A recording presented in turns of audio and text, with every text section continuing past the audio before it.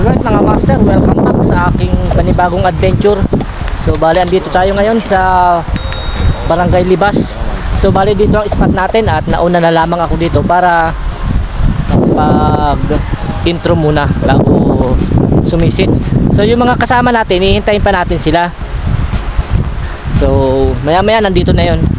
So medyo may mga alon pala ngayon mga master, parang habagat na naman ulit. So tsaga tayo para lang makahuli ng mga pangulam. So ayan mga master, abang-abang na lang sa kaganapan mamaya sa ilalim ng dagat. Ayan mga master, dito yung mga kasama natin, no? Ayan si Kiko, kasama natin si Anton, si Direk. So yun na, sa mga hindi pa pala nakakakilala kay Prince Anton, siya yung gumagawa ng pana dito sa amin sa Marinduque. Ayan o. Sa mga gusto daw mag-order, direct PM sa kanya. So ilalagay ko na lamang yung kanyang FB page dito sa aking video.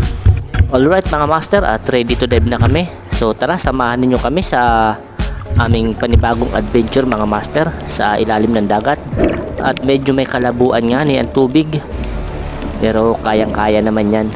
Bali dito nga ni yung spot namin mga master nung mga nakaraang pamamana namin na nakahuli rin ako dito ng mga ilak. At ayan, first target natin mga master, isang ilak agad ang nagpakita sa atin. At ayan, nahuli ko naman. Medyo may alon din mga master ang spot na ito, pero kayang-kaya naman yan.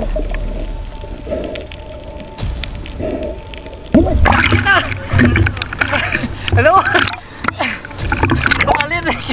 Laki ilak oh.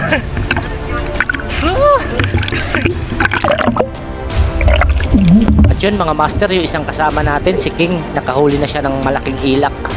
Siguro may 1 kiluhin yun.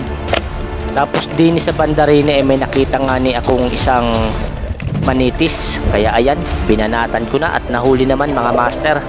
Noong mga nakaraang pamamana namin dito mga master, may alon din. Tapos ngayon nung dumayo ulit kami dito, ayan may alon din at dini nga ni nakadali na agad ako ng isang malaking ilak mga master. May 1 kiluhin yan.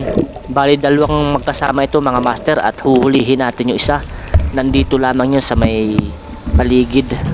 At nung pag-ikot ko nga ni mga master, nakita ko nagpakubli lamang pala doon sa may bato na yan oh. Yari kang ilak ka. Malapad din yan mga master kasi lapad nung nauna natin nahuli. Yan yung kasama nun. Mababaw din nga ni mga master yung pwesto ng mga ilak din eh. Katulad din nung namana tayo nung nakaraan dito, nandito rin sila sa mababaw. Grabe laki sa kanon. At din nga may nakita kong isang talingan. Kaya agad ako sumisid para panain. At ayun, patakas na sana mga master, buti inabot ko pa. Malaki-laki na yan mga master, may lasa na yan. At yun, dahil wala masyadong alon na paparating, kaya tumabi ako at naidiman din o nakakita ulit ako ng isang malapad na ilak. Ay anong kinuwahan nun? Anong lalapad ba mga master? Ay awan laang pag hindi pa tinamaan yan sa lalapad nyan. Ay kahit ako wari ay nakapikit ay atamaan ay anong hambog naman yun. Dini nga ni mga master ay may nakita ulit akong isang ilak o nandini nila ang baya sa tabi. Ayan o, kami wari talaga inapagtagpo ng tadhana na di mga ilak na eri ay talaga namang medyo maliit-liit yan mga master kaysa dun sa nauna kong nahuli. At talaga wari mga master, inabuhinas talaga sa mga ilak ay nairi na naman o may nagpakita na naman. Bali pa 3 video ko na ito mga master na puro ilak yung mga nahuhuli ko.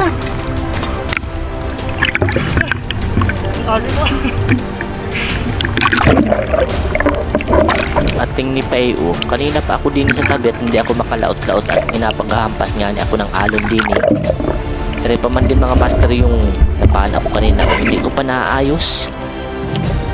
Ay tingni pa yung isang ilak din balak pang magpahabol ay kala naman ay hindi siya ahabulin. Ay pasaan kang ilak ka, akala mo hindi ahabulin kahit pa yata pumunta ka doon sa tabi, wag lamang doon sa may alon at talaga namang baka hampasin ulit kita ng alon doon ay delikado doon, batuhan pa naman.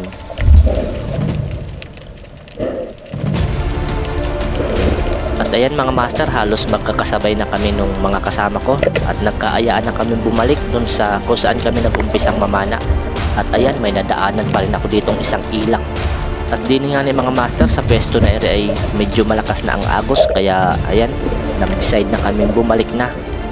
So ayan, may nadaanan pa rin akong isang ilak ko. Hindi na ganun kalalaki mga master yung mga nagpapaki sa akin mga ilak. Siguro mga 500 grams na ito. Pero yung mga nauna natin, siguro talagang may 1 kilohin yun. At ayan, yung nahuli ko mga master. At tingnan ninyo mga master, may hampas ng alon dun sa tabi. Malalaki ang batuhan dyan, kaya kami talaga ay aalis na dyan sa pwesto na yan. At baka mahampas pa kami ng alon papunta dun sa tabi. May delikado dun. So dini nga nit, ina-check ko rin. At baka may... At dini nga ni mga master o tingni. At ako man din ay inabot ni ding alon na eri o. Tingnan nagabusa-busa. Ay anong lakas ba yan naman. Ako din ay nahilo ay. Buti na lang kamo at wala ako dun sa batuhan. Eh kung ako'y nandun sa batuhan ay baka na-disgrasya pa. At yun, matapos nga ni asagupa natin doon sa malakas na alon na yun, ay dini nga ni may nagpakubling isang ilak na yan nagtago pa, ay kala hindi makikita. At tingin ni pa gulpi ang pagwala, ay kala ay makatakas siya doon. At ayun, medyo malapit na nga ni kami doon sa atabihan namin, pero may nadaanan pa rin ako dining isda isang talinga naman mga master.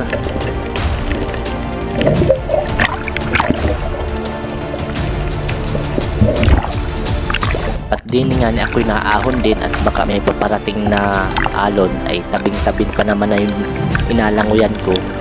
At yun, wala namang parating na alon kaya sumisid ulit ako at din may nakita ulit akong isang isda mga master Isang kanuping mga master, nakahiga na lamang man din ero. Siguro ay hilong-hilo na gawa nung mga alon.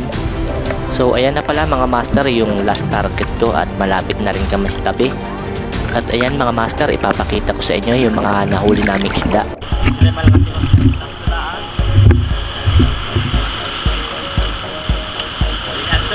Dala pa din. Puro gaya dinayat. Kahit madala ko ng pula pa din.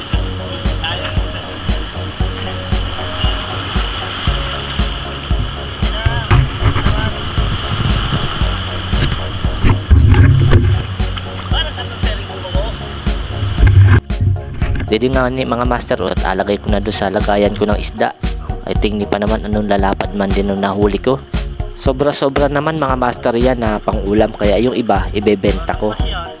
Para naman yung iba makatikim din yung nahuli ko. Kaya lamang talaga ay may bayad. Ay ang hirap baga na yan mamana. At din nga ay binahagihan namin ni Prince Anto ng ilang piraso yung isang kasama namin dahil ilang piraso lamang nga ni yun nahuli niya. Dahil nga ni dun sa lakas ng alon kaya hindi na rin siya nakasunod sa amin. Tapos yung kanyang bangka-bangkaan na hila-hila pataob-taob na daw.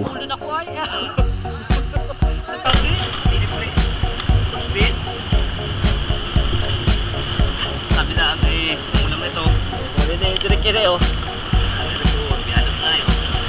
Kita naman ibigod sila rin Hindi na ibili siya